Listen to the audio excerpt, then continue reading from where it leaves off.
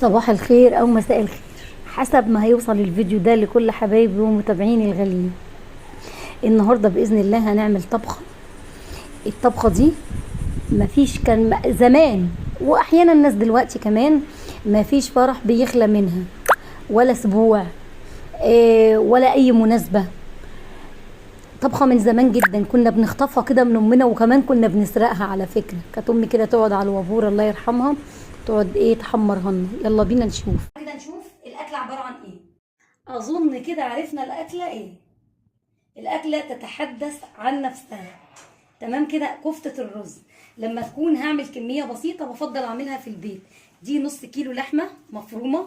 لما تروحي للجزار بتقولي له انا هعمل كفته رز، مش لحمه صغيره، مش اللحمه اللي احنا بنطبخ بيها اللحمه القطع الصغيره، لا بتبقى لحمه كبيره شويه عشان تستحمل.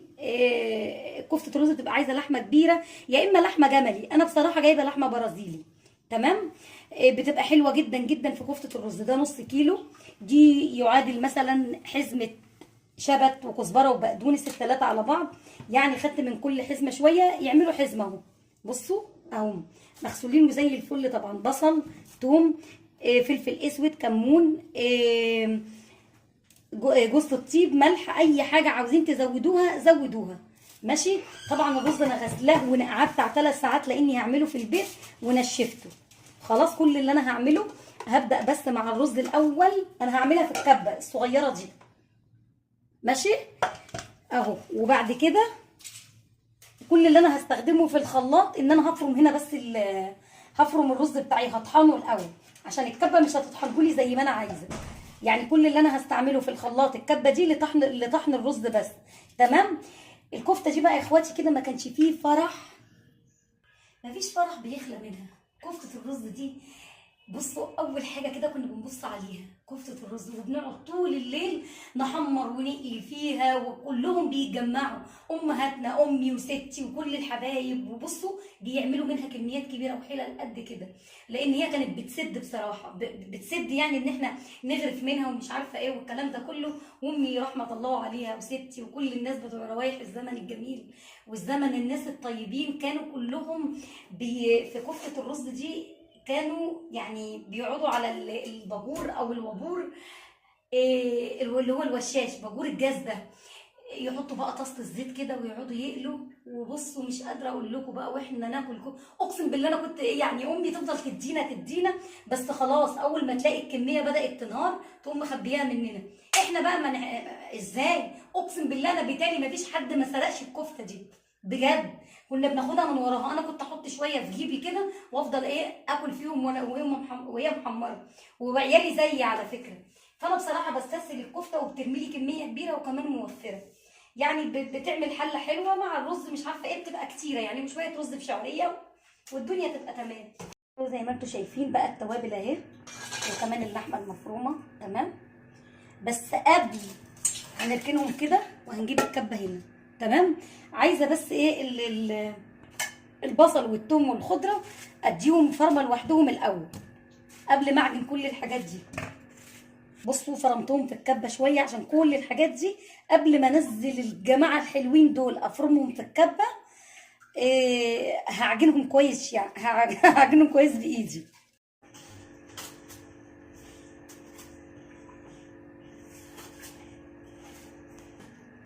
لو في كبه كبيره بقى تبقى زي الفل. انا ما عنديش غير الكبه الصغيره دي.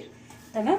هاخد منها حته بحته. انتوا طبعا شيماء انت جايه تعلمينا طريقه الكفته؟ لا والله انا مش جايه اعلمكم طريقه الكفته ولا حاجه، بس احنا بنشارك مع بعض. اللي ممكن واحده تكون عاوزه تعمل غدا، يعني انا جايبه ب 140 جنيه لحمه وب 15 جنيه رز، ادي 155. تمام كده. وكمان هحط بطاطسيتين مع الكفته دي. ممكن كمان ان شاء الله لو اتبقى حاجه منها كده نعمل عليهم شويه رز تاني. ده لو بمشيئه الله اتبقى حاجه لبكره يعني هتبقى حله كبيره. الاكله كلها دخلت في 175 جنيه. تمام.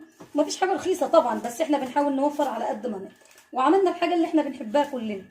هننزل بقى بيهم في الكبه دي. تعالوا بصوا يا جماعه، مع كل على ضمانتي انا وما تقلقوش لاني على طول بعملها بالطريقه دي. مع كل شويه هتحطوهم في الكبه معلقتين 2 ميه. بصوا شويه ميه صغيرين جدا، معلقتين اتنين بس او معلقه كبيره كده. انا اصلا وانتوا بتفرموها عند الراجل بتلاقوا الراجل بايده كده بيفضل يعمل بالميه كده في قلب الكفته وهو بيفرمها. فما تقلقوش، دي الحركه دي شويه الميه عشان ينعموا الكفته وعشان يمشوا لنا الكبه حلو وما تبقاش مخرزه معاكم. خلوا بالكم يا جماعه على لو عندكم كبه صغيره من دي، خلوا بالكم عشان ما تبص منكم. تمام، بالراحه كده تشغلوا شويه وتقفلوا، تشغلوا شويه وتقفلوا، عشان هي برضو الكبه دي مش ده بتاعت بصل اصلا يعني. بصوا بقى بتنزل عامله ازاي، تعالي انا اوريهم. بصوا يا جماعه اهو، انا حاطه قد ايه بقى رز، حاطه على النص كيلو لحمه 400 جرام رز، اقل من نص كيلو رز. في ناس بتحط الرز قد اللحمه، عادي براحتكم، طالما اللحمه كبيره ما تقلقوش، يعني اللحمه بتاخد سوا وكبيره او جملي فما تقلقوش، ممكن تحطوا الرز قد اللحمه. تمام، بس انا حاطه اقل من كده. هكملهم ونقعد نصبحهم مع بعض. جينا بقى قعدنا قعدتنا. تمام، بعد ما عملتها كده وظبطتها وبعد ما خرجتها من الكبه كلها، يعني بعد ما فرمتها في الكبه كلها بدات اعجن فيها عشان كلها ايه تتخلط ببعض.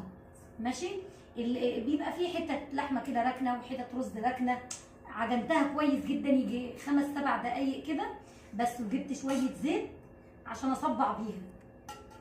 تمام، وهقلي بقى معاكم كده عشان نقعد قعده ايه، قعده الناس الطيبين، قعده الزمن الجميل اللي احنا بنقعدها ومشهورين بيها من زمان من سنين، وانا معاكم كده على اليوتيوب ومشهورين بالقعده الجميله دي. اظن دي قعدتنا كده والدنيا حلوه وجميله يعني. تمام، هقول لكم بقى ايه، تعالوا شوفوا كده، وكل واحده من بره مصر، كل حد متابعني من بره مصر يقول لي ايه بقى، احنا دي عندنا الاكله بتاعتنا المشهوره في الافراح من زمان. قولوا لي انتوا بقى ايه الاكلات، كل حد يكتب لي بقى ايه الاكلات المشهوره عندكم زي كفته الرز عندنا كده. اتصبعت اهي زي ما انتم شايفين. انا حابه النهارده ان انا اعملها كبيره كده، الصباع كبير كده زي امي الله يرحمها، لما بحن الايام الحلوه وروايح زمان ولامي تلاقوني كده بحاول اعمل حاجات زي اللي هي كانت بتعملها يعني. ربنا يرحمهم يا رب برحمته ويخلي كل ام. هنحمرهم، هنصبحهم ونرجع نحمرهم مع بعض.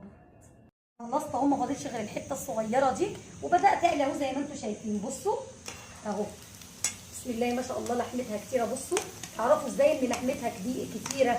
لما تيجوا تقلوا صباع الكفته بتلاقوه، بصوا مهما كان صباع الكفته كبير بتلاقوه كش شويه كده ونفخ. صباع الكفته نفخ معاكم، بتبقى كده لحمتها كتيره وجميله يعني. فانا بحب اللحمه اكتر من الرز شويه. هنحمرهم كده وايه، وبعد كده نطبخهم واوريهم لكم انا طبختهم ازاي. بصوا بقى بسم الله ما شاء الله، خلصت الكميه كلها اهو، شفتوا طالعه. بصوا مش قادره اقول لكم على طعمتها وحلاوتها، وبسم الله ما شاء الله كمان كميه كبيره، كل ده من نص كيلو لحمه وحلوه. بصوا انتوا هتشوفوها لما اخلص اصلا. بصوا عامله ازاي، كلها لحمه، الكميه كلها لحمه. عصرت طماطم اهو، ضربت طماطم في الخلاط وبحب اصفيها من التفل لاكلات معينه كده، وخرطت بصلايه. في ناس بتطبخها بتوم وناس بطبخها ببصل، هي اساسا فيها توم وبصل وكل حاجه. تعالوا بس احنا هنطبخها ببصلايه بس كده. شويه زيت اهو على النار وبصلايه متخرطه كده على ايدنا حلوه اهو بس، وندبل البصلايه شويه كده. اول ما نلاقيها داخله على اللون الاصفر الخفيف ده كده، نقوم ايه نازلين بالطماطم بتاعتنا على طول. بصوا اللون الخفيف اللي خدته ده اهو، نزل بالطماطم بتاعتي وشويه سكر صغيرين بس. ماشي، لو عاوزين تضيفوا مكعب مرقه زي الفل، مش عايزين هي اصلا فيها لحمه وتوابل وكل حاجه حلوه. هنقشر بطاطسيتين عشان كمان هنحطهم مع الكفته كده حلوين، ونرجع تاني لما تتسبك. هي بدات تغلي وتتسبك اهو. تمام، هنزل انا بقى بالكفته بتاعتي، ولما انزل بالكفته بتاعتي هزود شويه ايه شوربه ميه مغليه زي ما انتوا عاوزين. ماشي، تغلي غلوه كمان وانزل بالبطاطس. هزود بس الميه تغلي بس غلوتين. ماشي اهو، ما تخافوش لان كده كده ايه لسه السوا بتاع الكفته يعني والبطاطس اهو. هتغلي بقى غلوتين 2 وانزل بايه بمكعبات البطاطس اهي. بصوا انا عايزه اقول لكم الاول الصلصه يعني ما تخلوهاش خفيفه. كل ما الصلصه بقت سميكه كده، لان هي لسه كل ما تسخنيها تاني وتبات هتبقى اطخن من كده. ماشي. خلوها بالشكل ده، ما تبقاش خفيفه ميه قوي كده. ماشي. تعالوا بقى نغرف احلى طبق كفته، وعملنا كمان سلطه. ماشي اهو. الاكله دي يا جماعه بصوا بقى خطيره بجد. سامحوني على الرغي اللي انا رغيته النهارده في الفيديو، بس هو كده بيرجعنا لذكريات زمان يعني. اهو ماشي. استنوا شويه صلصه حلوين كمان. تعالوا كمان بقى نجيب طبق رز، احلى رز بشعريه بقى مع الاكله دي. بصوا اكله كده من الاخر يعني. اكل زمان يا جماعه، ده الاكل التقليدي بتاعنا. اتمنى كده النهارده اكون ضيفه خفيفه على قلوبكم، وما اكونش رغيت كتير، وما اكونش ضايقتكم برغي.